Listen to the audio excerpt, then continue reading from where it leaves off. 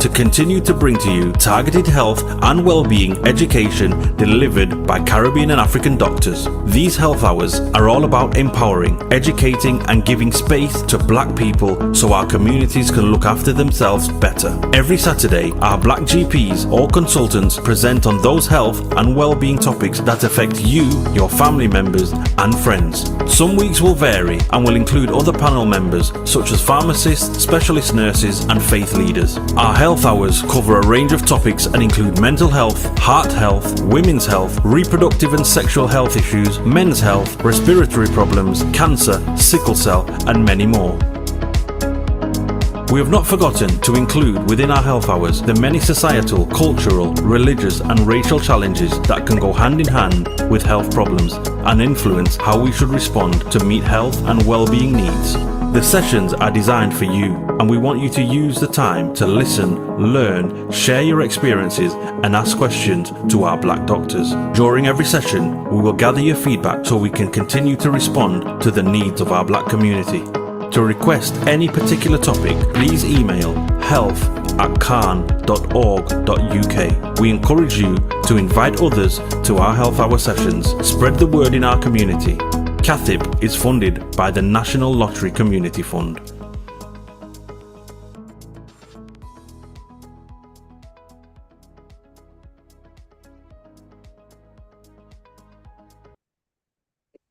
Good morning, everyone. Happy Saturday morning.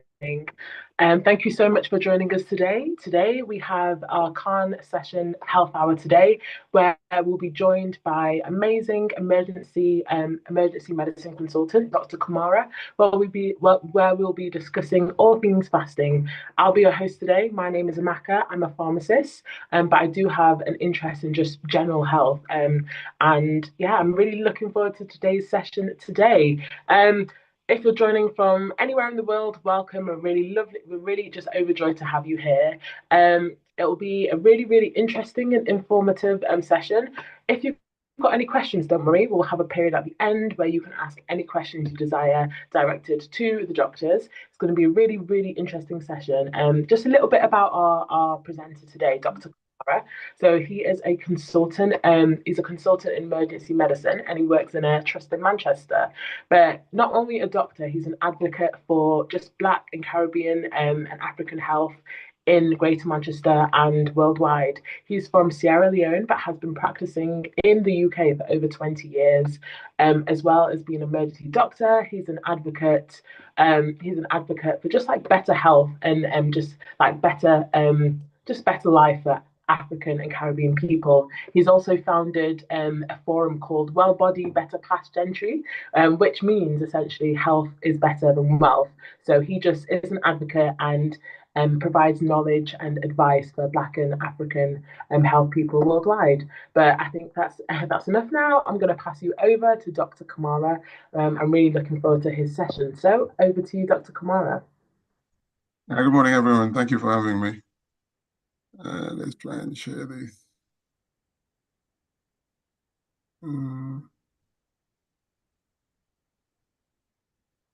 Right. Everybody seeing that? Yes, sir, we are. Yeah, okay. Right. So, morning once again, and thank you very much for having me. We're talking about fasting and your health. Well, we say fasting, but fasting is not just known to the Muslims. It's also known to the Christians as well as the ones who probably a bit overweight and probably of a certain age and want to actually, feel a bit healthier. So this is what it's about. So it's all encompassing.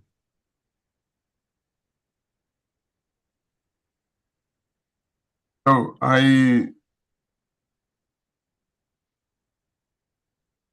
wanted people to see that this is not just restricted or exclusively just to Ramadan, because Ramadan is just around the corner. If I'm not wrong, I think it starts next weekend, hopefully, inshallah, as it were. And then, of course, there's Lent, which is just kicked off as well. And as I said already, intermittent fasting. Now, these three, one way or the other, overlap into one another. For the past few years, that has been happening. So Ramadan, obviously, essentially, it's two words, Ramad, which means heat.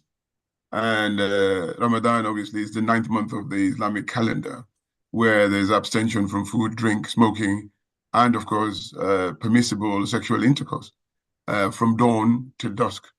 There are exceptions.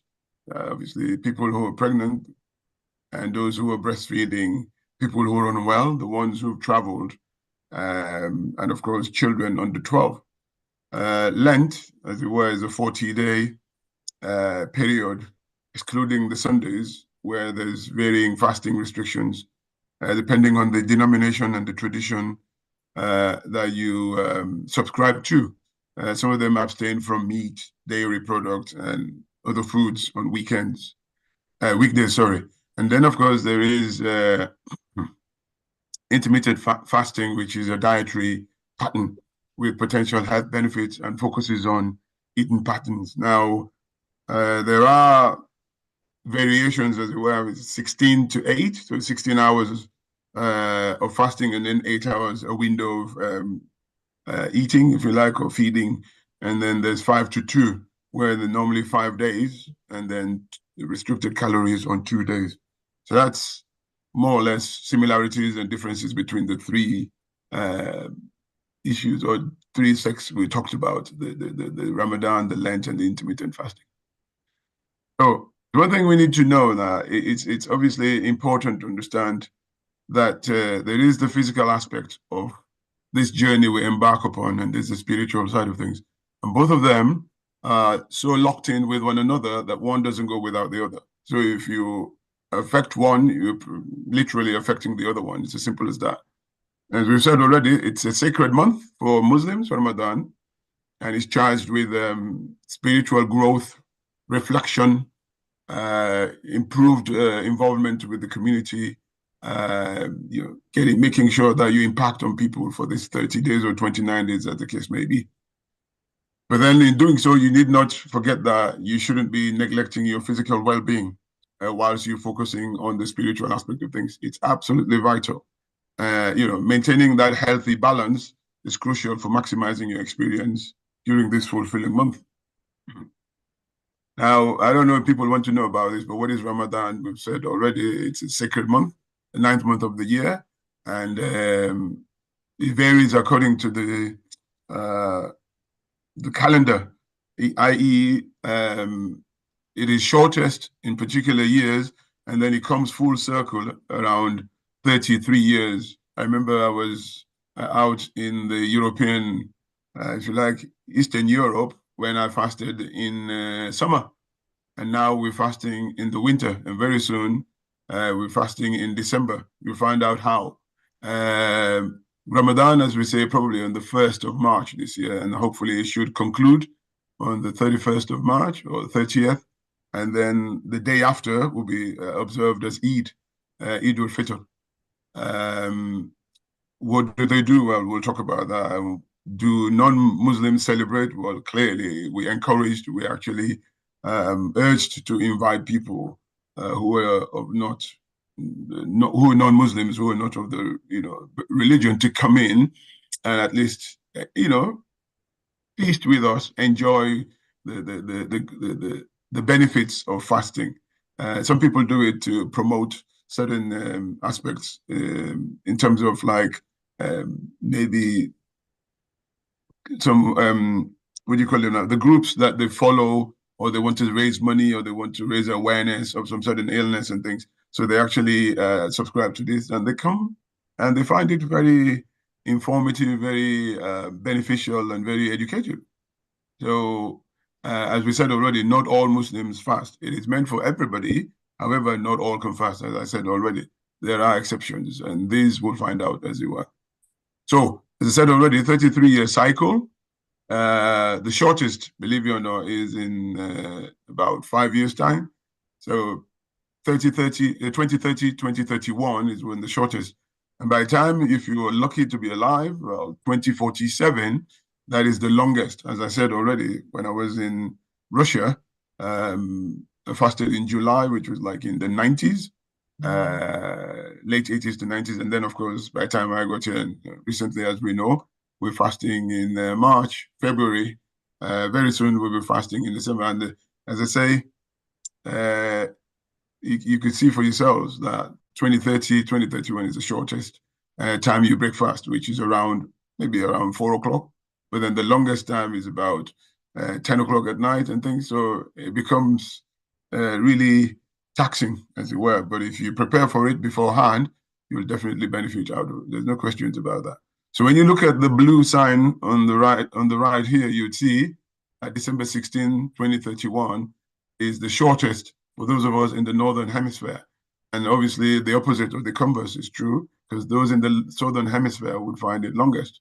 Whereas 2047, when we will be fasting the longest hours, they will be fasting the shortest. And of course, this was then when I actually found this slide. So 2022, this is like 3 years ago, and you could see it's coming forward by 10 to 12 days every year. So it's coming forward instead of going, it's coming backwards, I beg your pardon. Yeah, it's coming backwards rather than forward. So 10 to 12 days you lose every year. And by the time it's 33 years, you come full circle. So what do you have in this? You have the importance of balancing this act. You need to be able to sustain it yourselves, because clearly you are abstaining from your eating patterns. Some people have breakfast, lunch, dinner, and supper, depending on where you are. Some people have 5, some people have 4. But then you're not having this, you're actually abstaining from this, which would then cause you some certain challenges. So therefore, you need to be able to sustain the body when you're going through this process of a whole month of fasting. So you're pushing the body beyond its limits. And of course, that would impact on your sleeping patterns, fatigue, your strength. And of course, sometimes it can trigger some illnesses. It might then cause you to be not able or not as active as you used to be with your spiritual side of things. It gives you this appreciation, feeling of being physically well. There's people who want to fast, but they can't fast because of the various reasons. And so you need to be thankful, and you need to actually understand what people go through when they are in areas where there's famine, where there's nothing and there's ground for food, and that's the importance of it. You need to appreciate, you need to probably be in their shoes to understand what they're going through, and this gives you the opportunity to do that. In doing so, obviously, you are open to be more inclusive in your community and, doing the service that you are supposed to be doing, like we all are, but then more so in this particular month, you give more, you dedicate yourself more to that. And in so doing, you grow holistically. And as I said already, the spiritual side of things, as well as the physical side of things, they're all intertwined. No questions about that. So, as I say, I'll focus on the Islamic side of things. Now, you can see that on the left, you have pre-dawn, which is suhoor in Arabic. And then, of course, you have the daytime. And then you have on the right there, you have when you have iftar, which is breakfast, or when the sun sets. And of course, at nighttime, when you go for your prayers, it's tarawih. It's the only time in the year, the only month in the year when every day for the duration of the Ramadan, you go to the masjid, you go to the mosque to perform these prayers. And they help as well. And this is why when you're breaking fast, you'll find out as we go along that you need to actually be very careful. Because if you overeat, which is what the tendency is for people to do because they've been hungry all day, and the gods have been very, very, if you like, lazy or tired, as well, they're not able to sustain that action. So they're there just, and now you're going to bombard them with some heavy food. Well, clearly, the next thing that happens is the blood that was going to your brain will come to the guts. And so in so doing, obviously, you would have to sleep. You fall asleep. There's no questions about that. And you now have to face the congregation or the congregants in the mosque to pray, and that is a problem then. So you need to be very careful what you eat, but you'll find out. Iftar obviously is breakfast. What you break fast with, you'll find out. It's important to know that you don't have to overeat. It's actually after you would have done the prayer, and just in between that, you can then have a proper meal rather than you overfeeding yourself just as you're breaking fast, because you're causing yourself no favors, or creating no favors for yourself. And so you find out that some people notice that instead of losing weight during Ramadan and being more spiritually inclined, they actually put on the weight. Because for one, they're not eating the appropriate foods and they're not eating as they should, and they're overeating and thinking, well, if I fasted all day long, then therefore I need to overindulge. That's not the essence of the fasting, as it were. Oh, what does it do to your body? This fasting. It doesn't have to be Ramadan, it doesn't have to be Lent, just fasting. What does it do to your body? Well, the moment you start fasting, about 8 hours into your fasting, i.e., since you last had a meal, your guts complete the absorption of the food that you would have eaten and the nutrients would have gone in. And then the next thing you realize is you have the body calling for the energy to sustain you. Because remember, you're not just being standstill. You have to go ahead and do your work, perform the functions that you used to before you started fasting. And therefore, you need to be preparing for this a month or two in advance before you embark upon this. Otherwise, you might be causing problems for yourself. The liver, you'll find out, is a bank. And so therefore, the glucose, which I don't know if people know about this, the body depends on glucose, i.e. the sugar. It is stored in excess. So when you have an extra of the requirement of the body, is stored in the liver and in the muscles. And so what tends to happen is, it's like a bank. You go and then, call the debt or whatever, if you like, maybe take a loan or something. So there you go. For a rainy day, if you put that in the bank now, you're now a bit skint. You need to then get something to sustain you. You go in there. And that's what the liver does. It produces the sugar for you, this glucose for you. And when you would have exhausted that or depleted that, then what you get is the muscles. And you don't want that. This is why people who are fasting are quite different from people who are starving. So people who are afflicted with bulimia, maybe anorexia, or maybe cancer or something like that, you could see that the muscles begin to waste. Ramadan would not lead you to that because you break fast in the evening. And so you replace what you would have lost. However, if you're burning more of the calories during the day and you don't put as much during the time of breaking fast and the time you're allowed to eat, clearly you would lose the weight. There's no questions. A minus and a plus will give you 0. No questions about that. But if you have minus, and then you have a plus, obviously you're still in minus. And that's where you need to be. So when the glucose runs out, your body starts to use up the fat for the energy that you require to sustain yourself during the day. And this is done in small quantities, manufactured throughout, as I say, through the liver. But then when that is exhausted, it then goes on to the muscles. As I said already, if you do that for a prolonged period, then obviously you begin to then involve the muscles, and that would be a problem. And that's called starvation. It's not Ramadan or fasting anymore or Lent anymore. As I said, the use of the energy that you have aids the weight loss, and it reduces your cholesterol, believe it or not. It gives you better control of your blood pressure. It gives you better control of your diabetes because it helps with the sensitivity of the insulin. And of course, it helps with the repairing, the reparation of the body, i.e. Inflammation and all that would obviously be sort of influenced positively by this time of fasting. There's no questions about that. It's been proved scientifically, and it's a known fact.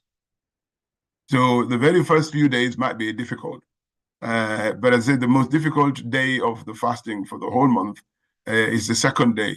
And this is what you need to be prepared for. The first day, people go through it relatively okay. And then by the second day, that's when the ketotic phase begins to kick in. And then you lead on to autophagy. And then, of course, by then the body releases these substances called endorphins. And in so doing, you feel better. You cope better because the body adjusts, believe it or not, better with time. And within the first week, you'll be a lot better. So even if it continues for more than 1 month, you'll be in a better position than you would have been before or even on the second day. Your mental well-being, your alertness and all that will definitely get better. So here you go. That's just, I just thought I'd probably show you what the digestive tract looks like. Mainly, if you look here, you'd see that this is the food pipe and that's the gullet. This is where it comes from the mouth through to the chest, then it empties into here, which is the stomach. There's a sphincter here, it's a tight muscle. You can see how the stomach is designed. It's when you look at it, you think it's small, but I tell you what, it can take up to 15 liters, believe it or not. You know, it can take up to 15 liters. Now the stomach, obviously, this is the bottom bit, we call it the fundus. It empties here, so another sphincter here, and then of course it empties into the small bowel, the duodenum they call it. Now the small bowel is, if you like, blessed with these two twins. So that's the pancreas, which is just behind the stomach, which is responsible for the digestion of the carbohydrates. And then this is the bile duct, which comes from the liver here. So on the right here, you have the liver, which is brown, and not so brown, which is like lilac or pink, you have the spleen. So on your right, you have your liver. On your left, you have the spleen. And then, as I say, once you eat, or even when you smell the food, this is why people who are fasting, they always say, no, unless you are actually involved in the active preparation of the food, you mustn't be in the kitchen, because the nose pervades, the smell pervades the nose, and then obviously the process of, if you like, digestion commences already. So you start to salivate, the salivary glands are all kicked into action, the brain is kicked into action, and then of course the next thing you realize, you're waiting for the food to come. So when it comes, you start chewing, you chew, and then again there's some digestion taking place, and then you swallow. And when you swallow, as I said, it goes through here into the stomach, and then makes its way through here and then into here. So if you get anything that has got fat in it, meat and things like that, now this is called into action the liver, and that produces the bile, which is then ready here to digest it. And if you had something sugary, carbohydrates and all that, then obviously this pancreas is kicked into action and empties here. So as you can see, both of them empty in the same place. Now this is where it becomes a problem sometimes when people go, some people may have experienced gallstones, and the gallstones may cause problems because sometimes it can block this. This can swell, this two can swell, or one can swell or the other, and that can cause problems in terms of infection. Therefore, they will need antibiotics to be nil by mouth and all the rest of it. But that's not what we're talking about. It's just something for you to know how this works. So the first 24 hours, short-term fasting, what do you have? The first 3 hours you have, you eat the food, and then after you eat it, the food is broken down into the end product, which is glucose, as I said already, the acids, which are the fabric of the proteins that we have, and then, of course, the fatty acids. In so doing, you have these hormones, the leptin, which goes up, and the ghrelin, which goes down. These are the ones that control your hunger, and, and so one goes up, the other one definitely goes down, like you have insulin and glucagon. So those two hormones, when the sugar goes up, insulin goes up to try and bring it down. When the sugar is very, very low, then the pancreas produces the glucagon, and that increases the sugar. And that's how the body normally works. Now, you think about it when you don't have that mechanism. People who have problems with the pancreas, people who are diabetic, that is the issue, as you can see there. So the blood level of that glucose amino acids goes up, increases, and then, of course, the pancreas releases insulin, as I said already. So it helps with your blood sugar, your digestion, which slows down and pauses completely depending on the kind of food that you've eaten. So depending on the food you eat, if it's one that would actually give you more energy, that is the one you need to focus on for the day that you're fasting, because otherwise you get hunger pangs, which will be triggered by the hormonal changes of the body, and then the desire for the energy intake. This is one thing you need to know. Thereafter, up to 24 hours or 24 to 72 hours, so 1 to 3 days, this is what you get. You have the fat cells continuing to be broken down by the process of what we call lipolysis. So lipo is fat, lysis is destruction. So that's what you get. And I actually want to tell you that the fat cells around the love handles, as you have them around the hip, the waist, these are the ones that get burned. And when they get burnt, it's very unlikely for them to grow again. So that's what you're aiming for. There's a process called the PPAR alpha which is activated, and it promotes the production of the ketones, as I said already. So as you go further into this fasting, the ketones increase, and then, of course, you begin to burn the fat of the body. The liver, obviously, in doing so, would give you what we call gluconeogenesis, that it produces the glucose, that is what you would have stored because you had excess in what you ate some time ago. And so now it's demanding it. You see, and in so doing, I mentioned the leptin and the ghrelin. Now, in so doing, the ghrelin would reduce. That's in the stomach. It goes down, and that would aid your digestion.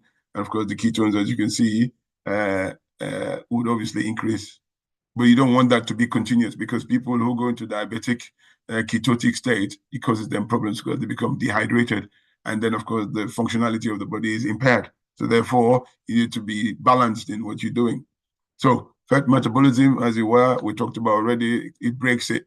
The glycogen, is depleted, as it were. And it shifts utilizing the fat for the energy. And then, of course, the muscle protein will break down in prolonged fasting, and then the hormonal changes will cause you problems as well.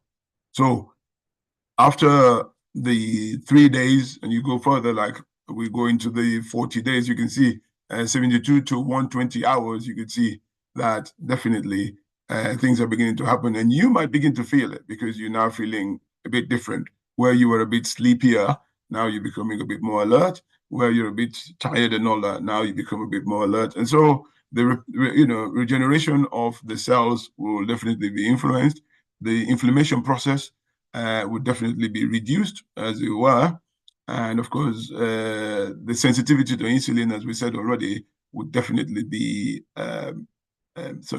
impacted, because of the fact that you are observing these hours of not eating, and then you eat only when you break the fast.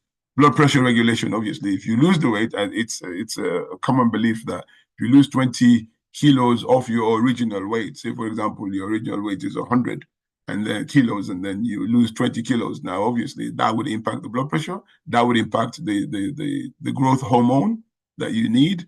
And then, of course, the muscle mass will be preserved. And, of course, the sensitivity to insulin will be improved. So I like this slide. It just tells you, it has an impact on anti-cancer activities in the body. So when you're fasting, as it were, between 1 week to 4 weeks, what you would notice, or you might not notice, is there's a serum signature, which is improved or increased in the body. The repairs, as we said already, the DNA repairs, which is our fabric, would definitely be improved. And of course, the regulation of the proteins of the insulin that improves the sensitivity to insulin would be enhanced. And then, of course, in so doing, you're losing weight. The BMI, body mass index, is probably also reduced. I mentioned the hip, love handles and all that. The waist circumference will definitely go down. Maybe your watches might be dancing on your wrists, or maybe the trousers or the skirts or the belt, you might need to maybe add one hole, or make one hole, because you're losing the weight, as it were. It might not be what you see physically, or maybe it might not be something you have to weigh yourself for, because that's another thing. When you weigh yourself, you might be deceived, because you lose the fat first before you begin to lose the muscles, and the fat is lighter. So therefore, you begin to think, oh yes, I'm losing, and then you come to a standstill. And then what happens is you become disillusioned, and you don't want to continue further. It doesn't work like that. Maybe you might feel even better with that standstill than when you go and go back on yourselves. So you can see that there's definitely benefit one way or the other of intermittent fasting. And of course, this is what it refers to in terms of Lent and Ramadan. So there are different health conditions, as you can see, that are impacted by fasting. And diabetes, we talked about already. The blood sugar would fluctuate, as it were. The sugar's going low, at which time you see people getting sweaty, disorientated, shaky, and all that. It is important to remember that you need to assess yourself a month or two before the Ramadan starts, in order to be able to get the all clear, or be given the all clear to say, yes, you're eligible, or you can fast. We'll find out from the other slides. I'll tell you what can be done, and you'd see it. It's very busy, but you would see what it means. If you fall into the green, you probably can fast, definitely. There's the amber, the red. The red, obviously, you can't fast. And that's why I meant earlier on that fasting or Ramadan is not meant for everybody. There are exceptions. People who suffer with heart disease, obviously, if they get dehydrated and the stress on the heart is, sort of multiplied because of that. And then, most importantly, the medication times. Some people are used to taking their medication in the morning, and now they probably have to wait till the evening or just before dawn to take it. And this is all something that needs to be factored in when they're actually formatting your bespoke plan for yourself. And that's why it is important to prepare. Absolutely. As someone once said, I think it was Benjamin Franklin that said, failing to prepare is preparing to fail. So to avoid failing, you probably need to prepare. It's as simple as that. Kidney disease, again, there's electrolyte imbalance and there's a strain in the kidneys, and that can sometimes trigger kidney infections, and it might even cause problems with the functionality of the kidney. So you need to ensure strict hydration. And of course, most importantly, this category, this elite group of people, sisters, aunties, moms, pregnancy and breastfeeding. Now, there are nutritional deficiencies. There's constipation, dehydration, potential risks to the baby. And therefore, it is important to remember that you need to have gone through to your doctor, get the, as I said, bespoke, personalized guidance in order to see what alternatives there are during Ramadan when you cannot fast. So how do you monitor the blood glucose? Now, this, obviously, you can see. So it's a good time in the morning, just before you take your meal, the pre-dawn meal, to actually measure the sugar for those who are diabetic. And then, of course, thereafter, mid-morning, is absolutely important to measure that as to see how you're going. And, of course, the third time is midday, because that's when you know that the sugars will probably drop by then. Because if you'd eaten around 4, 5, by midday, it's like 6, 8 hours, obviously things can happen. And then thereafter, mid-afternoon, and of course, just before you break fast. And then after you've broken fast, 2 hours after that, you should then check it to see that you are definitely within the norm, because everybody has got their own regime. Some people's control far better than others, and so therefore you need to know where you lie. But you would know yourself better than anybody else. But remember, if you see or observe any signs of hypoglycemia, then clearly it's important for you to be able to break the fast. There's no question about it. So when you measure the glucose, if it's less than 4, then you need to definitely be thinking about, maybe that person might not even be alert enough. They might be shaking, sweating. So you who is fortunate to be around them should probably act fast. And that's why you talk about preparedness. So people should know who you are. They know that you're diabetic, you try to fast. But then if you feel these symptoms and things, then obviously just measuring it would not be anything. But you could see from the signs and symptoms, if you know them, that this person needs something sugary, to just increase the sugar, and then they'll be alert and things. Likewise, if it goes beyond 16, higher than 16, then clearly that's hyperglycemia. You need to probably be able to see how that can be brought down by using the insulin if you have it, or break the fast and then take your tablet metformin or glycoside or any of those that you would have been prescribed. So this is what I was talking about. You could see that the assessment and the risk stratification for patients, you could see that if you they would have done this for you. Remember, 1 to 2 months before Ramadan, that's when you do it. And then, of course, after you would have finished fasting, you'd need to consider to have that assessed as well. So pre-Ramadan and post-Ramadan. And if you lie in any of these categories, the green, you definitely can fast. No questions about that. The yellow or amber is more with caution. And then, of course, high risk, you may choose to fast, but if you notice that things are not going your way, then obviously you're allowed to break the fast. And then, of course, the red one, that is a no-no. You definitely cannot fast if you belong to any of that category. And so, as I say, they'll adjust the medication for you, and it's important for us to be educated about these changes and how they will impact you and what you can do about them. So we talked about this. This is just continuing with with what we said already. There's various systems in the body that are affected by the fasting. not necessarily associated with Ramadan or Lent or, intermittent fasting, eating disorders, as it were. There's relapse that could happen, and people, as I said already, obsessed with calorific, the intake of the calories that they have, all these calorific foods and things, unhealthy eating behaviors and all of that. So you need to get this personalized plan. I can't emphasize that enough. Mental health, we know that people can get more depressed, they can get more anxious. The bipolar disorder definitely can worsen. And of course, mood swings can be very difficult to manage. And therefore, suicidal thoughts are at a high, and self-harm obviously is at a high as well. So consult with the professionals, the healthcare professionals, monitor the symptoms, and then obviously take your medication as you should. But remember to prioritize your self-care and your sleep, and seek support from the professionals as well as your loved ones. Chronic infections, again, you can have fluctuations which would cause problems. It would impact your immune system, which, if it's weak, would expose you to more what we call superimposed infections, which would obviously be more challenging to you. So again, that needs to be monitored. And please, please, please, there's the emergency services there at your beck and call. You just press the number 911 or 999, and you probably get the appropriate advice. And if you need to go to hospital, please, please do so. Neurological disorders, again, the same thing. Autoimmune, we talked about already. Crohn's disease, ulcerative colitis, lupus, and thyroid problems, all of that. Yeah, cancer. And of course, remember the category again, the elite category, the elderly, anybody 65 and above, they may have comorbidities, underlying illnesses. And then there's a potential for the medications given to interact and then cause problems, either potentiate, i.e. cause more action, or maybe interfere with it where it causes it to be less impactful or less positive. Therefore, it is important, again, to have a personalized plan, monitor your health closely, and of course, stay hydrated.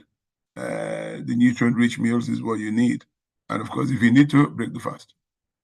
So this is, again, just continuing the same trend, really. Just telling you, if you get a challenge, dehydration on the right, this is what you try to do to actually, if you like, address it or combat it.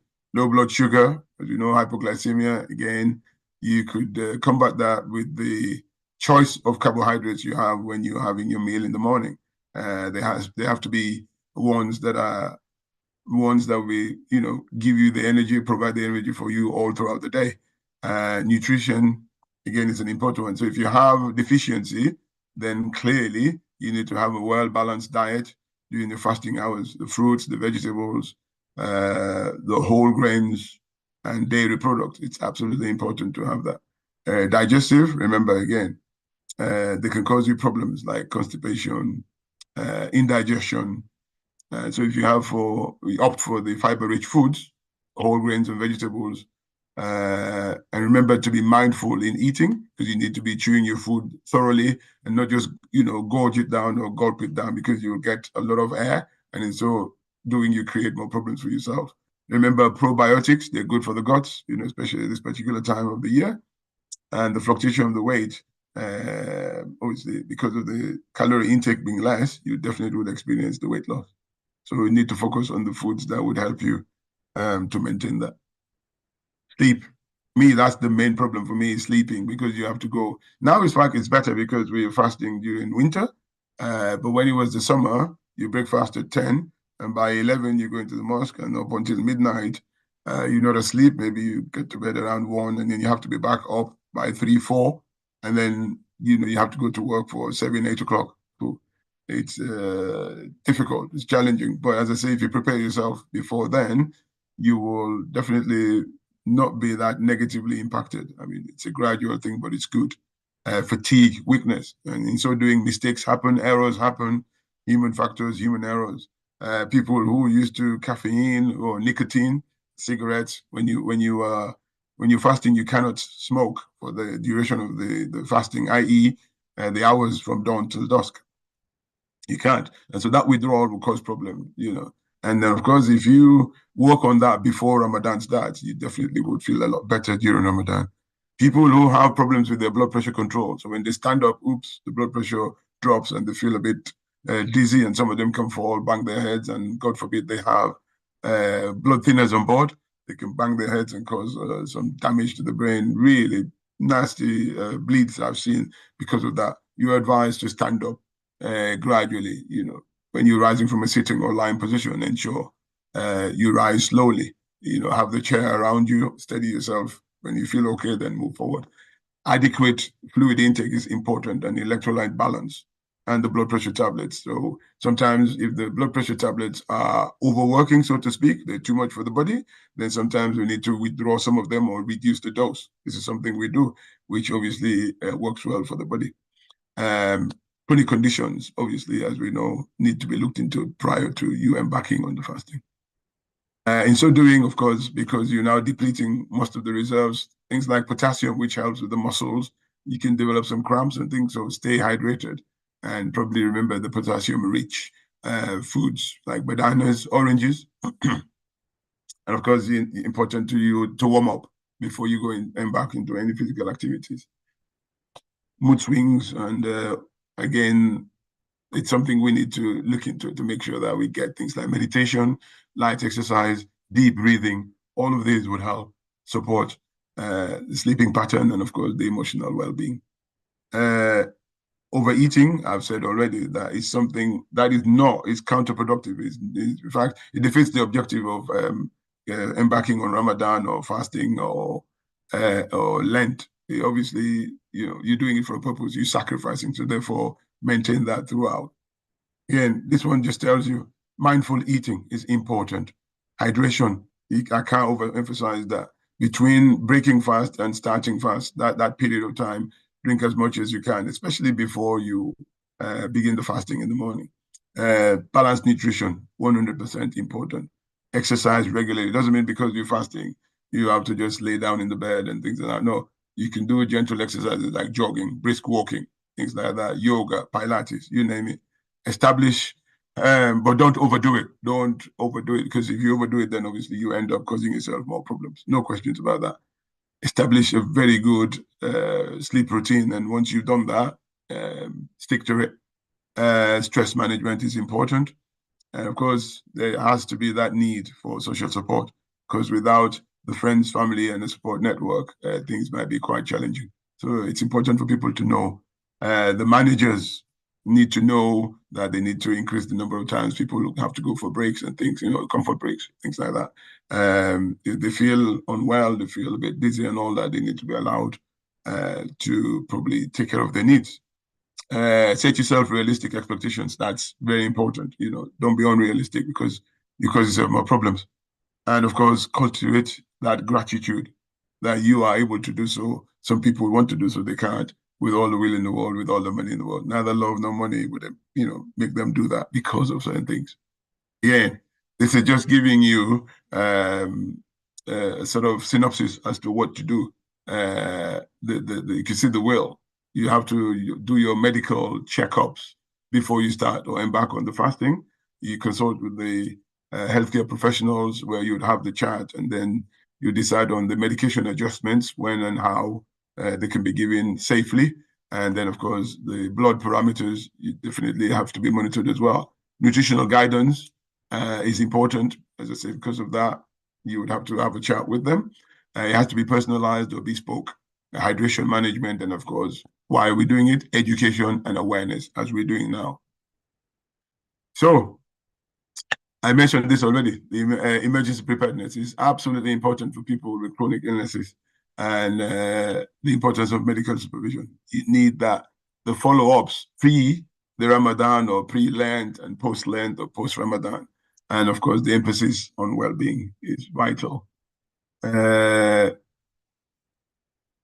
do we do it? And what do we gain from it? As you can see, it aids digestion. We talked about that already. It absolutely improves the cardiovascular system, i.e. your heart, your lungs, your blood vessels. And of course, it controls the blood pressure better. And of course, it supports your mental health. Believe it or not, it does that. and it improves metabolism. And then, of course, you don't then get to the point where you begin to lose muscle mass, because that's starvation.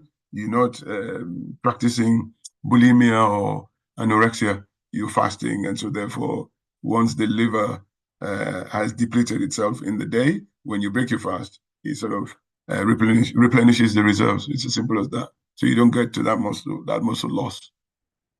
In so doing, you're fostering a discipline and routine. And so after Ramadan, some people fall back. It's a bit like you have the New Year resolution. After dry January, people fall back into the old habits. But there you go. So if you can maintain that going forward, you obviously will be a lot happier, a lot better, a lot healthier. And of course, you be able to serve in the community better.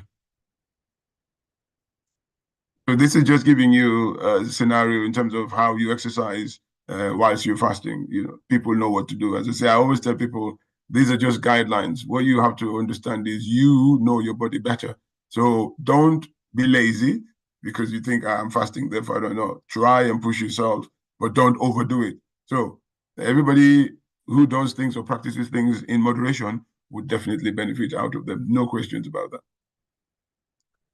This is it, like I said already, the exercises and when to do that. The morning, walk or light jog, maybe after suhoor, and then stretching, yoga after your breakfast, and then the body weight exercises, swimming, some people, cycling, walking, gentle aerobics, pilates, we mentioned Tai Chi for those who do it, and light resistance training. Mental health, well, obviously we know it's the big thing. The sugar fluctuations can cause, mood stability issues, dehydration, increased stress, and of course, you will definitely lose some nutrients in fasting for the whole month or 40 days. You would have some sleep changes or sleep problems, disturbances earlier on, but once you get used to it, you probably would sail. No questions about that. Emotional sensitivity, and of course, remember, they would lead to possible heightened emotional sensitivity. They may be more prone to mood swings and irritability. And of course, changes in the routine would disrupt regular eating and sleeping patterns. Again, that would impact. So it's important to remember that you can do that. But look at this plate. Beautiful. I call it the rainbow plate. Absolutely. Every color on earth you have, you can see this is absolutely healthy. The whole grain foods. Look at that on the right. On the right, you see the glass. Make water your choice. See, if you're drinking anything, your choice, man. If you're drinking anything else, remember, 1 can of Coca-Cola, the full fat, has got 7 spoons of sugar. And you don't want that. You can see, plenty of vegetables and fruits and proteinous, if you like, foods, which is really good. Now, this is what I like about this thing. If you watch, you see it's a visual guide to African, Arabic, Caribbean, and South Asian foods for diabetics and weight management. And you can see what you have you can see the calorific, if you like, value of each and every one of those foods, if you call them that. You can see the dates, which is what we are supposed to be using during fasting. You can see it's got 70 calories each one. So obviously it's rich in natural sugar and fiber, and it's got potassium, which is really good as well. But if you look at the portion size and the calories, you would see where I'm coming from. On the left, you've got fish stew, coconut rice, and plantain, and you can see the top is the least in terms of calorific value. As you go lower, it becomes higher, and that's exactly what you need to bear in mind. You need to see the edges of the plate, not like the bottom one where you can't see anything, and you can see that it's got, over 2,000. And it goes from the top, it doubles, and then it almost quadruples at the bottom. And likewise here, look on the right here, you can see again, this is the peanut butter soup and fufu. People that eat fufu, you could see 420 calories, and then it doubles 800. And then, of course, the next thing is 1.5 times or 2.5 times, 1,200. And you can see the size varying. You can see the edge and look at how high it is, and then it's almost full there. This just helps you visually, and of course, if you go into the calories, you would see what you can do to control that. questions about that. So these are just healthy alternatives. You can see, again, the rainbow color. So when you're breaking fast, this is what you probably might need to consider. The grilled chicken salad, salmon with sweet potato, asparagus, chickpea, vegetable stew, quinoa and vegetable stir fry, and of course, lentil. Now remember, you don't have to be eating rice every day. You don't even have to be eating rice twice a day and all that. You change it, you vary it. That way, you are definitely happier, you're better nutritionally, spiritually, and of course, educationally, you're better. So, suhoor, you see, this is for iftar, and this is for suhoor. That's before. This is the one that needs to be light, as you were. You can see oatmeal bowl, the Greek yogurt, vegetable omelette is important. The eggs, the spinach, and all that. They're really good. Feta cheese, bell peppers, and then of course the whole grain toast with avocado, and of course the quinoa salad. So these are what you have to bear in mind when you are preparing for fasting. Because these ones will give you more energy during the day, whereas the other ones is for when you break fast. So tips for both meals is stay hydrated, plenty to drink, and of course, do it in moderation. Please remember that. Don't overeat, helping yourself. Incorporate fruits and vegetables, and then choose the whole grains. And remember, the fats that we need are the ones that are healthy. Yeah, avocados, nuts, olive oil, and all that. This is just to take home. It looks busy, but all it's telling you is you have to have a balanced nutrition. And then, of course, in so doing, you need to add hydration, because you can get the balanced nutrition, but without the hydration, obviously, the body would not work. Remember, the body component is the liquid part is 70% versus the 30%, which is the solid part. You won't believe it, but that's how it is. So if you disrupt that harmony, obviously, you would get to pay the price for it. You will find out yourself. You will know about it. No question about that. As we said already, mindful eating, regular exercise is important. And of course, above all, adequate sleep. Now, I say, easier said than done, but it's important to at least, get that, in check, just to make sure, because without the sleeping, you'll be exhausted, you're frustrated, you'll be irritated, mood swings, and then, of course, you're liable to make mistakes, you're liable to annoy people, you're liable to be grumpy, all of that. And in so doing, you'll be able to manage your stress better. In so doing, you don't offend people, you don't become aggressive, you don't become grouchy and all that. You would be a lot better in terms of spiritual well-being. Remember, that it goes hand in hand with your medical supervision. No questions. If you have underlying illnesses as you grow older and they're chronic, you need to actually have that medical supervision a month or two before.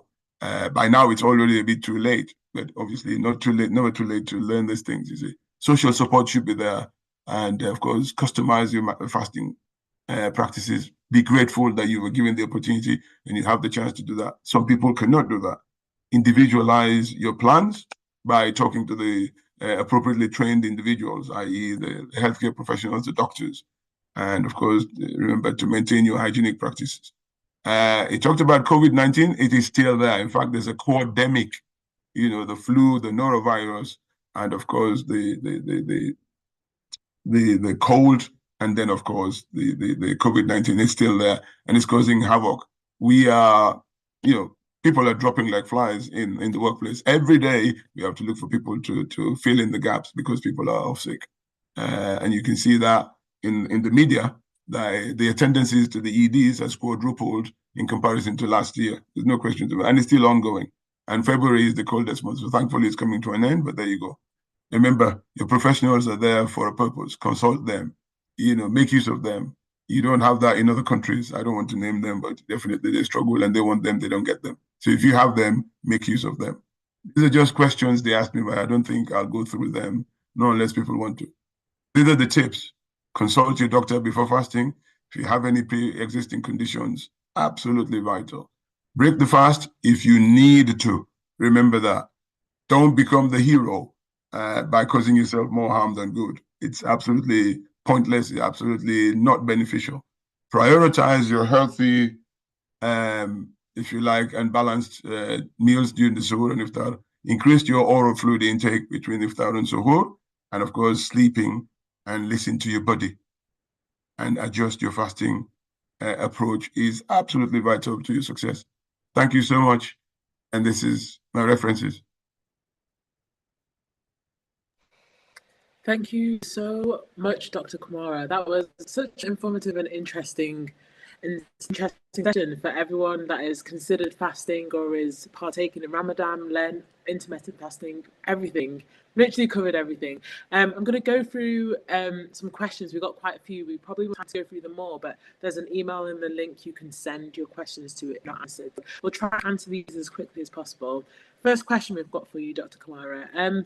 With Ramadan starting next week, please would the doctor kindly advise pregnant patients as some fast, especially in their second trimester, against their partner's wishes? Do you have any advice for pregnant patients? The second trimester? Yeah, that's what says in the question. As I say, you have high-risk pregnancies, women who are 30 and above, women who are carrying twins, women who probably might be diabetic beforehand, or maybe even during the pregnancy, they might have what we call gestational diabetes. They develop that, and mainly in the second and third trimesters, that's when this happens. So it's, again, the midwife is there for a purpose. The endocrinologists are there for a purpose. There are women who can fathom or muster the courage to attempt fasting. Again, attempt it, see if it actually allows you to carry on with it. If not, it's not incumbent on you to actually fast. When you're put to bed, you have a whole year to catch up with that and pay back whatever it is, the number of days that you're missing, or even if it's a whole month. The same applies to breastfeeding mothers. The same applies to someone who's unwell, where they have to take medication like diabetics, hypertensives, and people on hormones and things like that. God knows best as well. Some people try. This is why you need the talk with the healthcare professionals. Once they do that, they assess you and they see how capable you are. And you might give it a dry run if you like, a try. And if it suits you and you're able to do it, then fine. There are pregnant women who can do it, but it's not incumbent on them. You see what I mean? So it's a question of not one size fits all. Yeah. I hope that's clear. No, I agree. Thanks for that answer. I guess it's a very individual. Like there's no right, there's no wrong answer. If you're capable and you think it's healthy, you can do it, but you shouldn't need to force yourself and put yourself under more stress. You're carrying a child. But yeah, thank you so much for that answer. We've got a second question. This person who's asked the question, they said, I have been watching Diary of a CEO podcast, and some of the guests recommend some level of fasting to help our bodies heal. Is this recommended for those with IBS or IBD too? So IBS is irritable bowel syndrome, and IBD is I can't remember. Yeah, it's the same. Inflammatory bowel disease. That's IBD. Okay, got it. And IBD has got Crohn's disease and ulcerative colitis. Those two. And irritable bowel syndrome, obviously, is completely different. Now, the situation with those is that, again, you have the gastroenterologists. They are specialized in that. And they would actually see how you are. Again, remember, you know your body better than anybody else, even the professionals. So therefore, it is important for you to have this conversation with them and see where you go from there. If I tell you, yes, you have to, and it turns out you don't have to, I'll be leading you up the creek, and I don't want to do that. I am not a gastroenterologist. I'm not a dietitian. Yeah. The important thing is for you to meet these people way beforehand, and they will take you through the assessment process and then come up with as I say, a plan that it befits your circumstances. It's as simple as that. Yeah. So it has to be bespoke. Definitely. It has to be bespoke. It's as simple as that. Bespoke to each person. Definitely seek medical advice if you have a condition that you have, because they will essentially be experts in that area and give you the best advice. Okay, thank you for that answer, Dr. Kamara. Next question, which I am interested to know the answer to as well.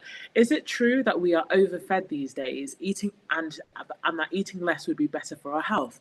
After a week of intermittent fasting, will our bodies eventually get used to it, or is it something that's always going to be hard whenever we try? If we stick with fasting, intermittent fasting, will it be easier for us in the long run? I mean, it's a bit like people say I don't know how to say it to you. It's the body, the human body, believe it or not, can adjust phenomenally. I can tell you this for free. Yeah, the power of adjusting is not you can't. It's incalculable because you don't know until you know failure is not an option. That's when you know how strong you are. You know, I don't know if I'm making the analogy right, because clearly, if you fast, you would see the benefits. There's no questions about that. But what you don't want to do is making fasting become a starvation. Can you see what I'm saying? Yeah. If you do it for medicinal purposes, for health purposes, then we have poisons that are stored up in our body. Indole, phenol, skatol, yeah, all of that. It's not without reason that people are told to detoxify their bodies. So when you're doing that, that's what you're doing. You're helping that. If you want to find out how that is, you fast for maybe 10, 12 hours. And then once you break fast, you feel the urge to go and pass water. Look at the color of the water. You would see what I'm talking about. It's quite concentrated. It's quite dark. Yeah. And that is what it's telling you. Plus, the guts want to have a rest. Yeah, they want to repair themselves. And so definitely once you do that, it's beneficial for you. It's a good thing all around. Plus, so in doing so, you then have the repair process which is taking place in the body enhanced. You see what I mean? You're in better control of your blood pressure. You're in better control of your sugar or insulin sensitivity. So all in all, it's good, but it can't be a panacea for everybody. It's not a silver bullet. Some benefits, some don't. But as I say, for you to know what it does for you, have a chat with these people. Yes, no, definitely. And we've got another question that asks, can a carnivore diet combined with intermittent fasting, can that cure the guts? I'm not sure what it means by carnivore diet. I think I don't know whether it means meat eating people, right? Okay, yeah, you know, because you have plant and meat, you know. Some people refer to themselves as carnivores. So, you know, and of course the animals like the camel, the sheep, the goats, and all that, they're herbivores because they are grass or, if you like, plant eating. But obviously, we're leaning more towards plant eating protein, as it were, which we know is helpful. Again, no one is saying you have to exclude red meat or any of the meats. It's important to have that because the meat has a role to play. It's definitely positive, no questions about that, to have that in the diet, but don't overdo it. Don't rely on red meat alone. This is why I said vary it. You need all of that. You need the proteins and the fruits, the vegetables, of course, the meat and the fish and all of that you need. This is why I showed you the plate, the rainbow plate, which has got all of that. But it doesn't have to be exclusively just the meat because that's not going to help you. The guts will begin to get tired. The kidneys will begin to probably face problems because they have to be filtering all of that. So therefore, do it in moderation. They say he who eats and drinks with measures, is definitely pleasure. So he is pleasure, he that eats and drinks with measures. Okay.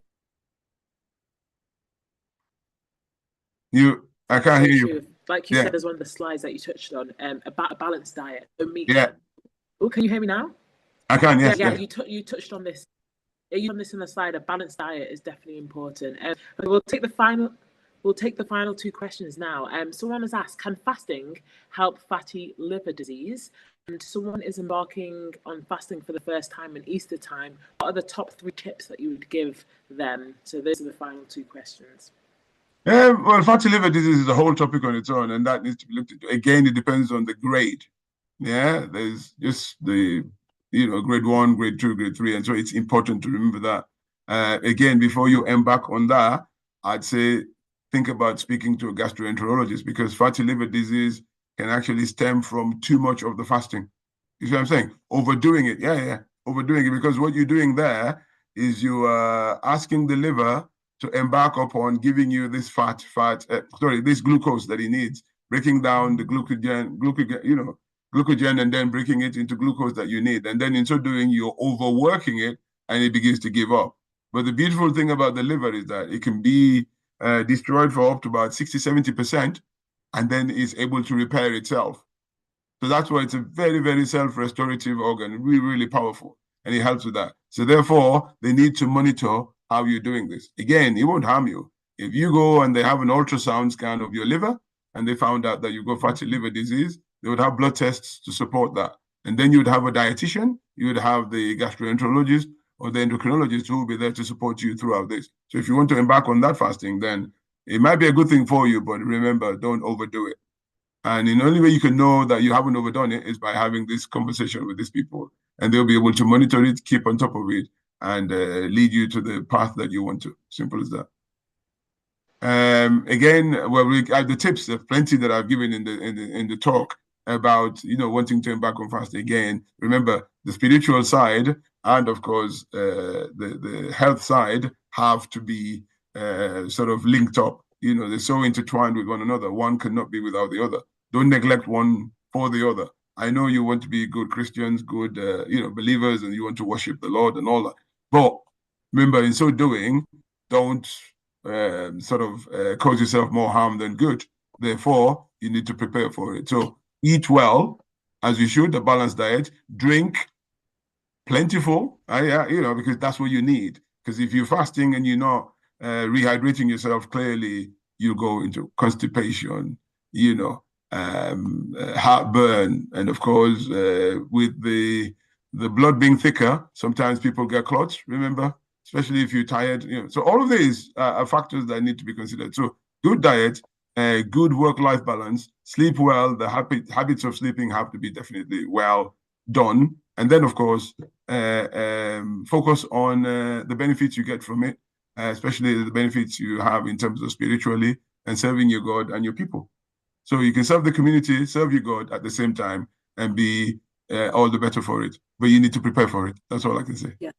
Brilliant. Oh, that's such a great roundup and such great advice. Thank you so much, Dr. Kamara. And we've just got one comment from YouTube that says, wow, I didn't know that too much fasting can cause fatty liver disease. Yeah. So medical monitoring before and after fasting is good. So that just shows how important these sessions are, because we're learning things every day. And yeah, that's just one thing. I didn't know that as well. So we're learning all these kind of things from these sessions. So thank you so much for your time, Dr. Kamara. Thank you everyone so much for joining. I hope this has been a good session. I know I've learned a lot.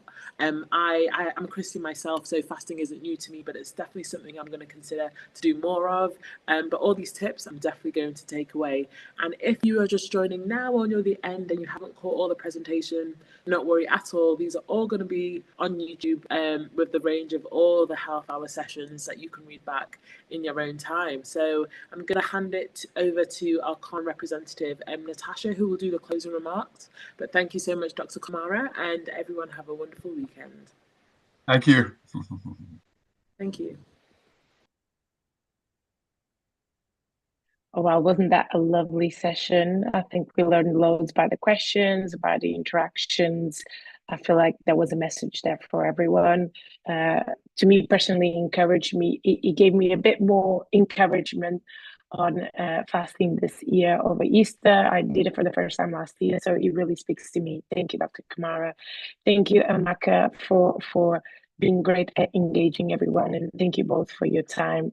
The time that you give to us and sharing your knowledge is very precious, and we appreciate you. So I just wanted to share some of the CAHN activities that we're doing today. Well, not today, in the upcoming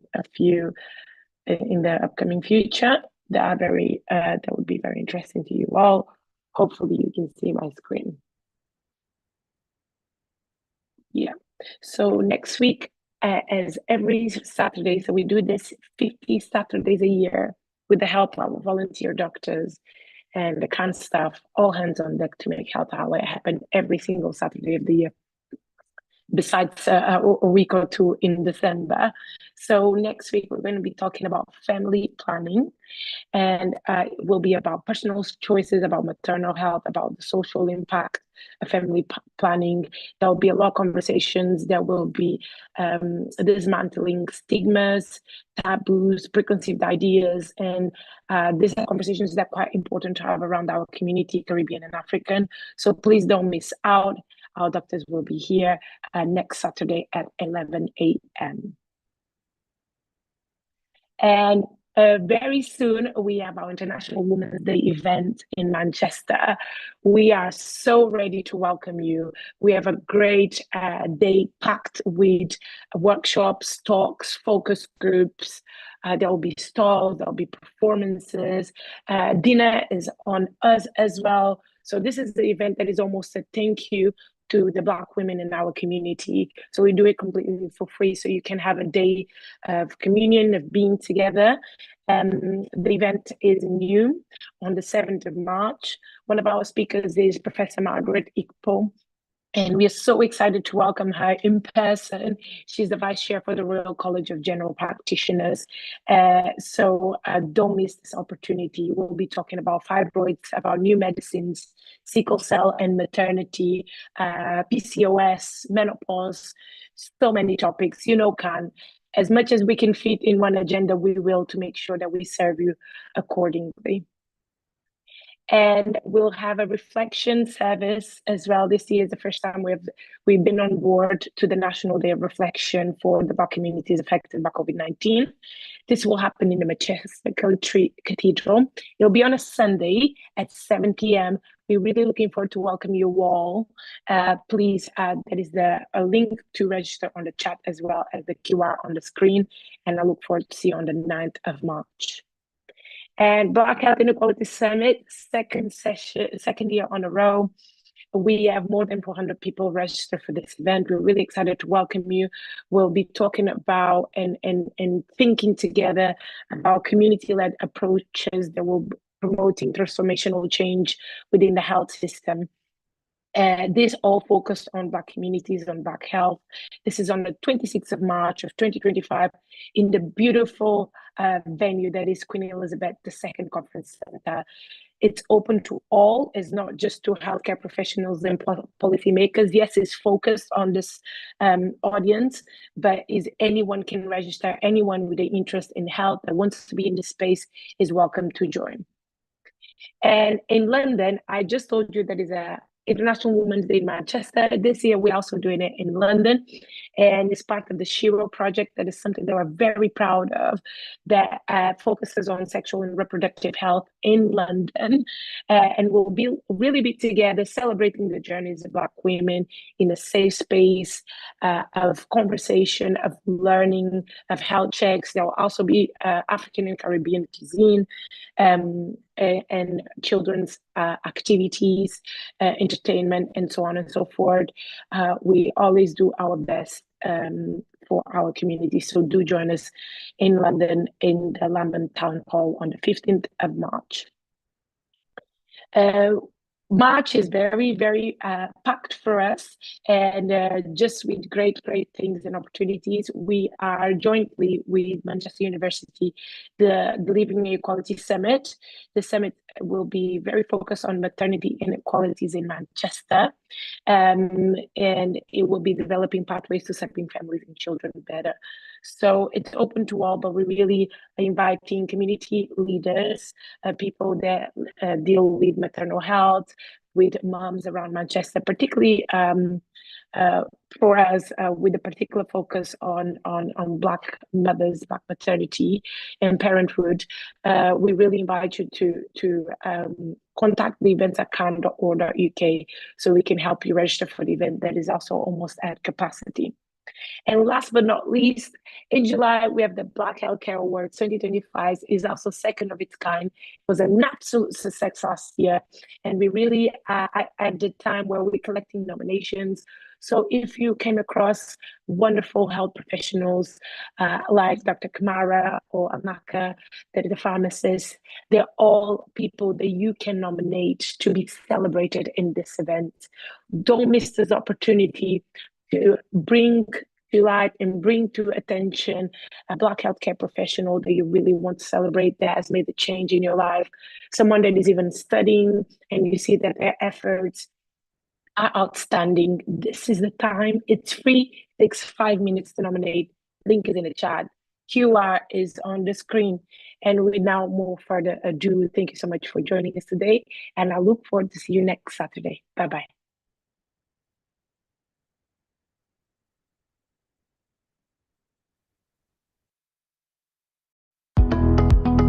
Welcome to our Caribbean and African Targeted Health Improvement Program, CAHN Health Hour. The Caribbean and African Health Network, CAHN, along with its national partners, are incredibly pleased to continue to bring to you targeted health and well-being education delivered by Caribbean and African doctors. These health hours are all about empowering, educating and giving space to Black people so our communities can look after themselves better. Every Saturday, our Black GPs or consultants present on those health and well-being topics that affect you, your family members and friends. Some weeks will vary and will include other panel members such as pharmacists, specialist nurses and faith leaders. Our health hours cover a range of topics and include mental health, heart health, women's health, reproductive and sexual health issues, men's health, respiratory problems, cancer, sickle cell and many more. We have not forgotten to include within our health hours the many societal, cultural, religious and racial challenges that can go hand in hand with health problems and influence how we should respond to meet health and well-being needs. The sessions are designed for you and we want you to use the time to listen, learn, share your experiences and ask questions to our Black doctors. During every session, we will gather your feedback so we can continue to respond to the needs of our Black community. To request any particular topic, please email health@cahn.org.uk. We encourage you to invite others to our health hour sessions. Spread the word in our community. CAHN is funded by the National Lottery Community Fund.